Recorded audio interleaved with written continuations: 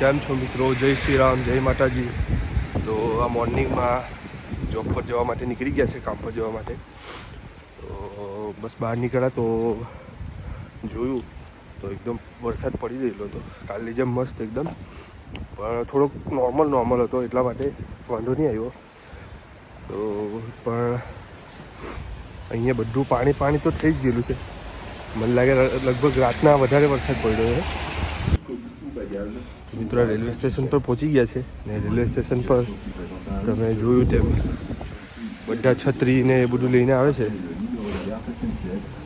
કે અગાડી જતાં ખબર નહીં આખો દિવસમાં વધારે વરસાદ પડ્યો તો પછી મઠાવે, પણ જે લોકોએ બહાર કામ કરવાનું હોય તે લોકોને થોડુંક મઠાવે છે.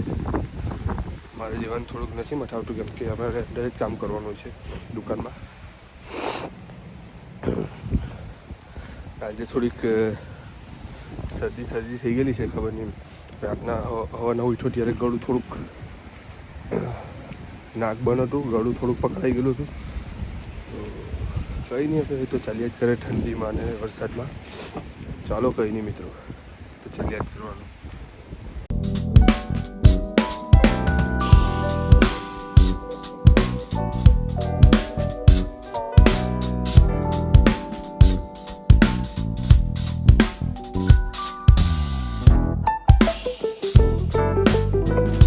મિત્રો કેમ છો? તો આજે થોડોક વેધરમાં થોડોક પાછો ચેન્જ આવી ગયો છે. વરસાદની સાથે સાથે થોડો બરફ પડી રહ્યો છે.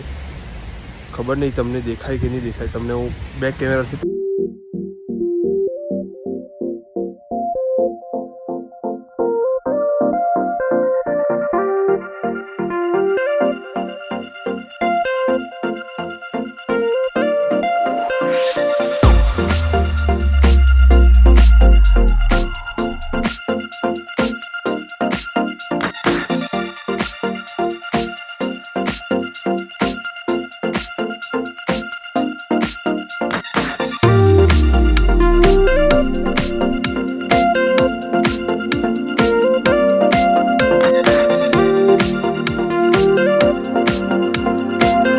નીકળી ગયો છું. પોસ્ટમાં જરીક કુરિયર કરવાનું છે, એટલા માટે તો જરીક જોવું પડે એવું છે.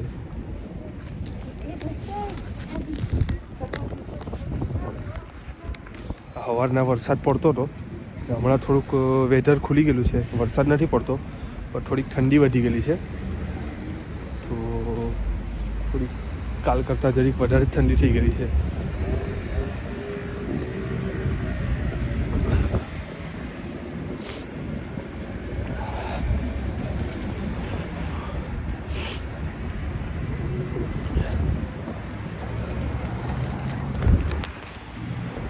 ખબર નહીં દાદા કશે દોડતા જતા છે, ખબર નહીં હું થયું.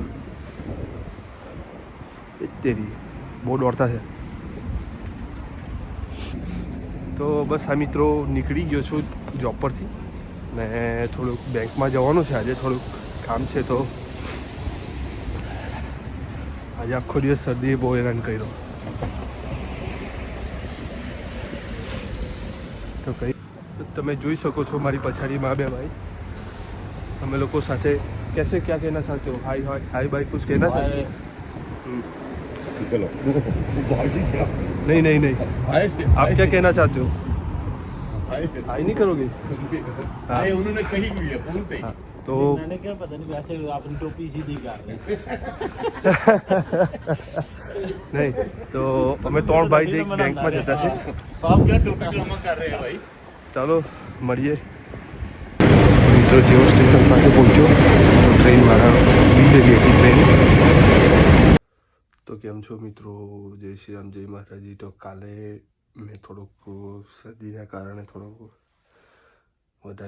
તાવ જેવું લાગતું હતું, એટલા માટે સૂઈ ગયેલો હતો. તો કાલે બ્લોગ એન્ડિંગ કરવાનું ભૂલી ગયો, એટલા માટે આજે કરું છું. ચાલો તો મિત્રો મળીએ. જય શ્રી રામ, જય માતાજી. આજનો નવો બ્લોગ પણ બનાવીશું.